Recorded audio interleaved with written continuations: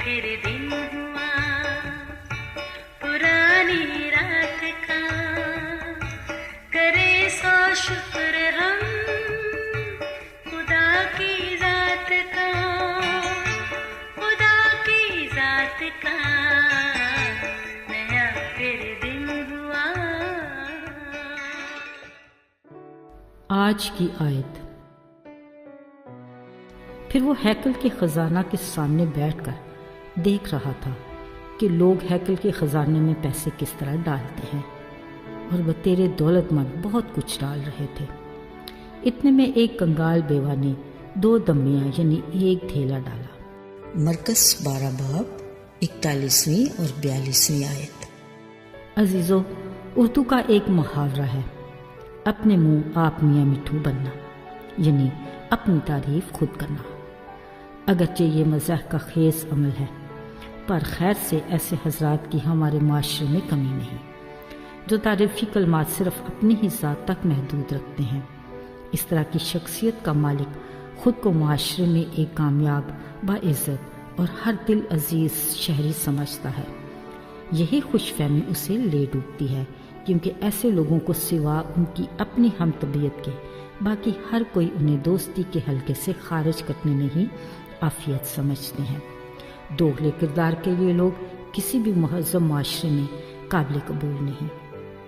دانشور لوگ کہتے ہیں تعریف وہی جو دوسرے کریں، نہ کہ اپنا ہی منہ۔ اس لیے کبھی فرصت کے لمحات میں خود کے بارے میں سوچنا اور اپنی زندگی کے کچھ تلخ تجربات سے کچھ مثبت سیکھنا ہماری اپنی شخصیت کے اصلاح اور تعمیر نو میں بہترین حکمت عملی ہے۔ عزیزو، کلام مقدس کے مطابق ہزاروں سال پہلے یسوع مسیح نے اپنی زمینی زندگی کے دوران نہ صرف لوگوں کو ان کے دکھوں مصیبتوں سے آزاد کیا، بلکہ ہر طرح کی بیماریوں سے بھی شفا دی۔ عزیزو، اخلاقی اور تربیتی گفتگو کے ساتھ انہیں دیگر مذہبی عقیدوں اور فرائض کی بھی تعلیم دیتے رہے، جن کے بارے میں سادہ لوگ مکمل طور پر لا علم تھے۔ وہ بیچارے جیسا مذہبی لیڈر کہتے، بنا سمجھے بھیڑ چال کی طرح ویسے ہی اپنے مذہبی فرائض ادا کرتے۔ عزیزو، آج جب یسوع ہیکل میں داخل ہوئے، دیکھا کچھ دولت مند حضرات اپنی مالی حیثیت کے نمود و نمائش سے اپنے ہدیے ڈال رہے تھے۔ صاف ظاہر تھا کہ وہ خدا کی خوشنودی سے زیادہ دیکھنے والوں کی نگاہ میں عزت اور تعریف کے خواہش مند تھے، پر یسوع ان کے ساتھ اس طرح کے طرز عمل سے قطعاً خوش نہیں تھے۔ پھر ایک عورت آئی جس کی ظاہری حالت سے یہ اندازہ لگانا دشوار نہیں تھا کہ وہ نادار، کنگال اور یقیناً بیوہ ہے۔ اس نے بھی اپنی مالی حیثیت کے مطابق 2 دمڑیوں کا ہدیہ ڈالا۔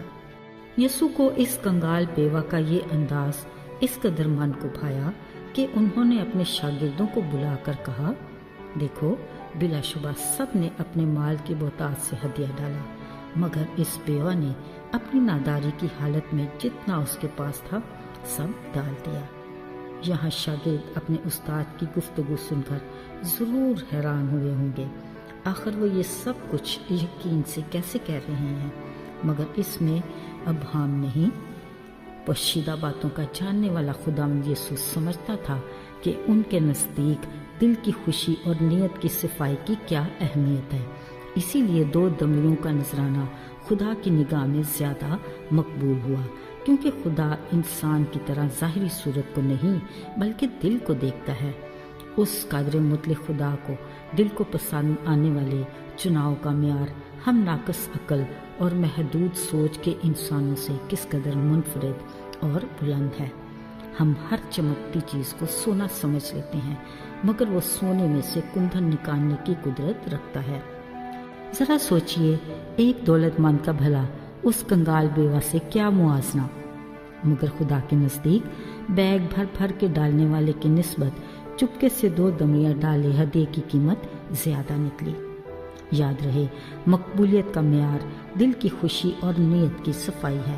کیا کہنے اس کی حکمت کے جو سیب کے منہ میں سچے موتی کو محفوظ رکھتا اور کیچڑ میں لگے کمل کے پھول کی خوبصورتی کو برقرار رکھتا ہے۔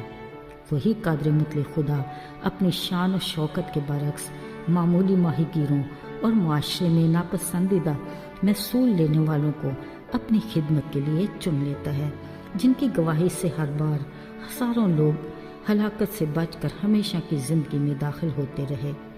عزیزو، ذرا سوچئے، آج کے دور میں کیا ہم دعویٰ اور دلیری سے کہہ سکتے ہیں کہ میرا رول ماڈل بھی وہی مسیح ہے جو آج اور کل بھی بلکہ اب تک یکساں خدا ہے؟ چلیں، یہ بات ہماری سوچنے کی نہیں کہ معاشرہ ہمیں کس حیثیت سے دیکھتا ہے۔ پرواہ نہیں، اگر ہم مکمل طور پر خود کو اس کی مرضی کے تابع کرتے ہیں تو بھروسہ کیجئے کہ وہ ہم نکموں بے وجودوں کو اپنے بڑے فضل کی بدولت بھرپور طریقے سے اپنی خدمت کے لیے استعمال کرے گا۔ مبارک ہے وہ جس کی امید خداوند اس کے خدا سے ہے، خوش نصیب ہے وہ جس کا مددگار یعقوب کا خدا ہے۔ آئیے دعا کریں۔ اے خدا، ہم تیرے شکر گزار ہیں کہ تو عدل کا خدا ہے، تو ظاہری صورت کو نہیں دل کی صفائی کو پسند کرتا ہے۔ توفیق عطا کر کہ ہم تیرے کلام کو اپنے دل میں رکھیں تاکہ تیرے خلاف گناہ سے بچے رہیں۔ ہماری شکر گزاری کو قبول کر، یسوع کے نام میں آمین۔